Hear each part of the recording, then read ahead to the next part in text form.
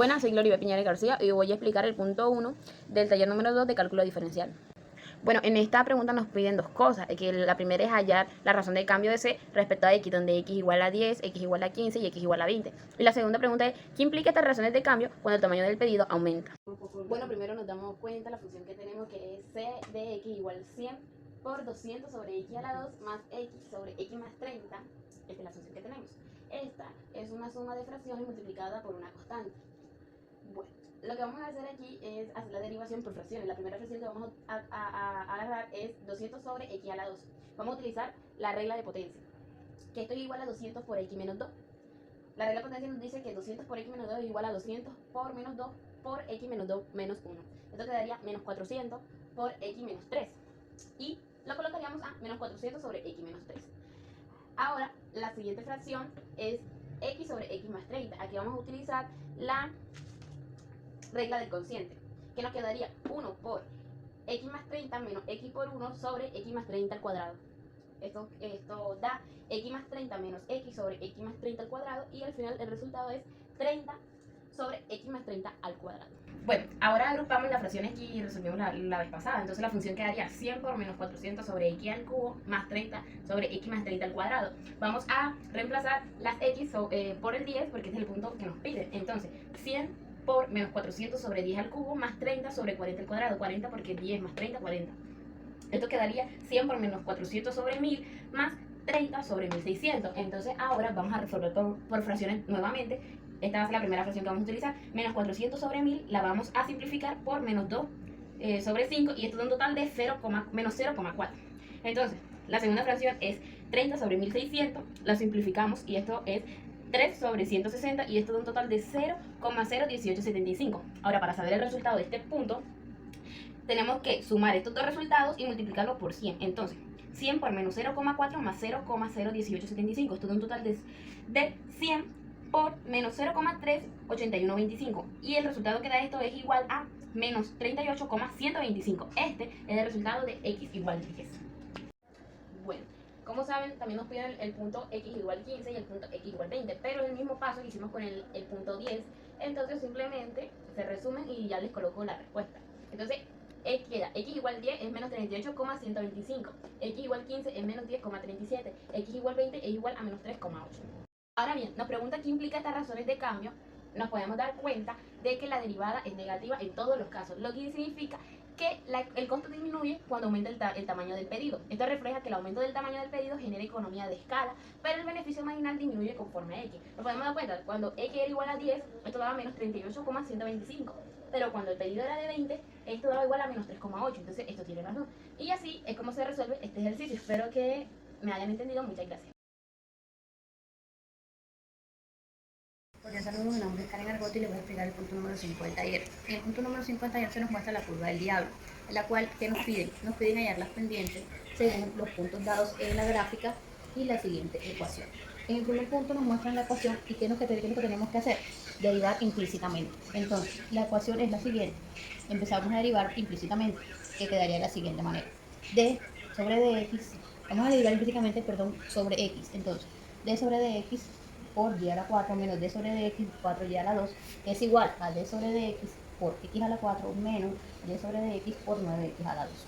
Esto nos quedaría de la siguiente manera. Recordemos, derivada de y a la 4 es 4y a la 3 por y', menos la derivada de 4y a la 2, que es 8y por y', es igual a la derivada de x a la 4, que es 4x a la 3, menos la derivada de 9x a la 2, que es 18x. Posteriormente despejamos y'. Entonces, acomodamos la ecuación para hacer mejor el despeje, que nos quedaría así: 4y a la 3 menos 8y, toda esta expresión multiplica a y', que es igual a 4x a la 3 menos 18x.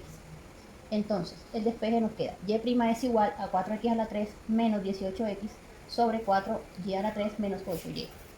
Igual, esta expresión la podemos reducir factorizando. Aquí tenemos en las dos expresiones, tanto en el numerador como en el denominador, tenemos factor común. Sacamos factor común, volvemos y simplificamos y nos queda la siguiente expresión. Bueno, ahora, con el resultado que nos dio anteriormente, podemos mirar, entonces, esta ecuación la vamos a aplicar a cada uno de los puntos indicados en la gráfica. Entonces tenemos el primer punto, que es 3,2. ¿Qué hacemos? Simplemente reemplazamos, recordemos que 3 vendría siendo X y 2 vendría siendo Y. Reemplazamos en la ecuación, que es lo que tenemos acá, y la ecuación nos da 27 sobre 8. Hacemos toda la operación.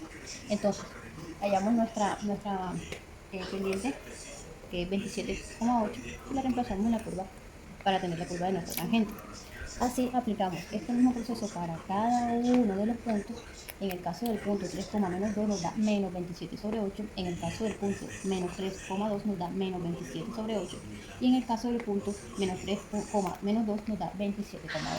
Y de esta manera logramos tener todo lo que el punto 5 nos indica. Todas las pendientes las hallamos y en el cuadro a continuación verán, en una gráfica de en álgebra verificamos que cada punto sí pase por los puntos definidos aquí en la curva del diálogo.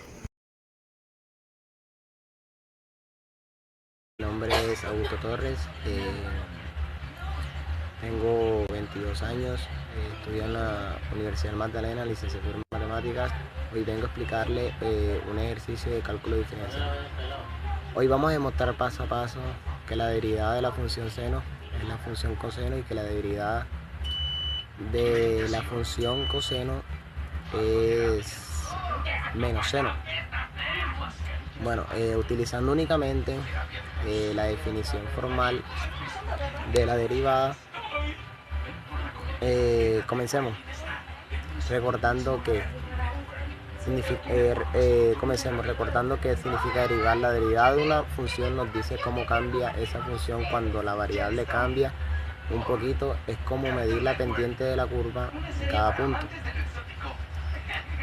La definición formal de derivada dice lo siguiente: tomamos el valor de la función en un punto, la comparamos con el valor en un punto cercano y calculamos la razón de cambio. Después hacemos que esa distancia entre los puntos se acerque a cero. Ese proceso que parece abstracto es lo que realmente nos da la derivada. Bueno, ahora primer caso, la función seno. Queremos calcular la derivada del seno a partir de la definición. Sustituimos la función seno en la fórmula y lo que obtenemos es una diferencia entre seno en un punto y el seno en otro punto muy cercano. En este momento usamos la identidad trigonométrica que nos permite expresar el seno de una suma. Esa identidad convierte la expresión en algo que podemos separar en dos partes, una que depende de seno y otra que depende de coseno. Cuando dividimos entre ese pequeño cambio y tomamos el límite, aparecen dos expresiones fundamentales que se estudian al inicio del cálculo. La primera es que el cociente del seno entre la variable tiende a 1 y la segunda es que el cociente del coseno menos 1 entre la variable tiende a 0. Gracias a eso, las partes dependen del seno desaparecen y las que dependen del coseno pues permanecen. El resultado final es que la derivada del seno es coseno. Bueno, en el segundo caso, función coseno, repetimos el mismo procedimiento, pero ahora comenzamos con la función coseno y la definición de la derivada. Usamos la identidad trigonométrica del coseno de una suma. Esto nos da una expresión que contiene tanto coseno como seno. Al dividir entre el pequeño cambio y tomar el límite, aparecen otra vez los dos límites notables: el cociente del seno entre la variable que tiende a 1 y el cociente del coseno menos 1 entre la variable que tiende a 0. En este caso ocurre algo diferente. La parte que depende del coseno se anula por el límite que da 0. La parte que depende del seno permanece, pero con un signo negativo.